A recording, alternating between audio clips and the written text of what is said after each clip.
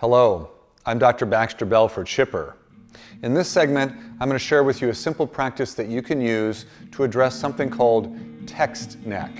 This, of course, is a result of our modern habit of being on a smartphone with the smartphone in front of us and our head dropped forward and down. From a side view, not only does the head drop forward and down, but often the chest collapses, the hips come forward, and the knees bend a little bit. And then, of course, as I noted in San Francisco just recently, you'll also see people actually walking down the street while texting. So it's a combination of some bad postural habits and also just not being aware of your environment, which is just a recipe for disaster if you're walking around busy city streets. So the difficulty that arises with text neck is really this forward drop of the head and neck and then a collapse in the chest. So the actual device encourages you to have bad posture. So this little thing that I've developed that I call the reverse Vulcan mind meld, for those of you that are Star Trek fans out there, you'll know what I'm talking about. This is a way of reestablishing good alignment of your spine and bringing the neck and head back over the shoulders instead of way out in front of you. Why do we care that the head is way out in front of us? Well, when I'm standing upright, the weight of my head is perceived by my body as its actual weight, which is about 10 to 15 pounds. The moment my head starts to tip a little forward, though, the amount of work my neck muscles have to do interpret that weight as being more like 30 pounds. And when I'm in full text neck and my head is down here like this, my neck muscles are working on the feeling of a head that actually weighs 60 pounds.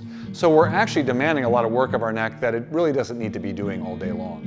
So this little reverse Vulcan mind meld will be a great way to bring yourself back into alignment. And then the other thing I would recommend, and the thing that I've been trying to do more and more with my smartphone, is if I'm going to use it and I'm sitting or standing, I actually bring it up in line with my eyes and I do my work from up there. And then my neck stays nice and neutral. So ultimately, if you don't change this, you're going to still have trouble with this over time. So let me show you the reverse Vulcan mind meld. And I'm going to show you it from a couple angles so you can see where my hands go. So I think probably it's going to be most beneficial for you to see this from a back view to start with. So I'm going to turn away from you, and you're going to take your thumbs and you're going to slide them up the back sides of your neck. So not in the very center, but a little bit off center. There's a little groove between layers of muscle or vertical columns of muscle. And you're going to slide up the neck until you find this little hollow spot right underneath the base of your skull. You're going to keep your thumbs there, bending your thumbs a little bit, and you're going to bring your other fingers around your head.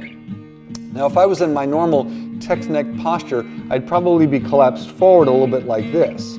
So the idea is I'm going to lift up with my thumbs as if I was going to try and lift my head off my shoulders. The shoulders stay relaxed down, but the thumbs pull up firmly.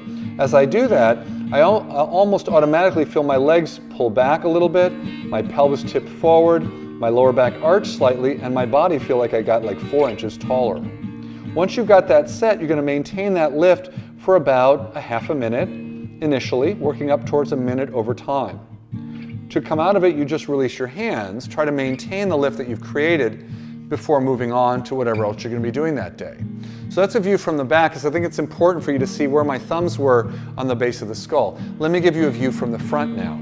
So I usually position my feet even, as opposed to kind of standing with my legs turned out or turned in. So I get my feet nice and even. Whatever my posture is to start with, I notice that. If I'm a little collapsed forward and my chin is sticking out or dropped down as it would be if I was on my device, that's fine.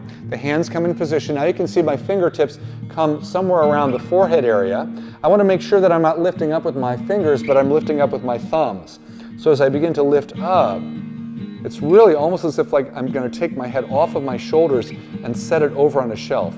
Your elbows can come out a little bit if you want, the shoulders relax down, but the thumbs lift up very actively, straight up towards the ceiling. And then once you've got that set, and you're there for a few moments, then you try to release the hands slowly without collapsing back to your original position. So you want to maintain that posture and notice, where do I have to work? What muscles have to engage? What areas have to be lively in order to maintain that feel?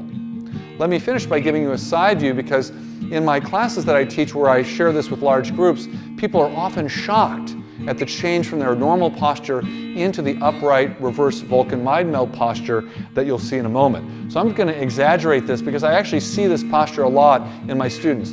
The head will be forward, the chest will be collapsed, the knees will be bent, and the pelvis will drop back. So if you've seen this posture in the mirror at home or in friends and family, this will be familiar to you. And then from here, I bring my hands up. I get things set, thumbs bent. I bend my thumbs a little bit, get them in position, and then I'm going to lift straight up, straight up, straight up. My legs straighten, my pelvis tips, my lower back arches a little bit, just from lifting straight up in the back of my skull. The shoulder blades stay relaxed. And then once I've got that set, I engage my own muscles so that I can maintain that feeling of posture as I let my arms come down to my sides. So this new posture that you're going to be practicing with, you're going to want to do this several times a day. So certainly do it with me right now, but then I want you to set some time aside. If you're at the bank or you're at the grocery store or you're coming out of a meeting and you're standing in conversation with someone, I wouldn't actually put my thumbs there, but create that same internal feeling, which is really a really nice lifted mountain pose in yoga, Tadasana, and then do it for a few breaths and then move on with the rest of your day. So today, our reverse Vulcan mind meld pose in mountain pose, presented to improve text neck. You might complete your practice by doing the relaxing breath practice now. Thank you.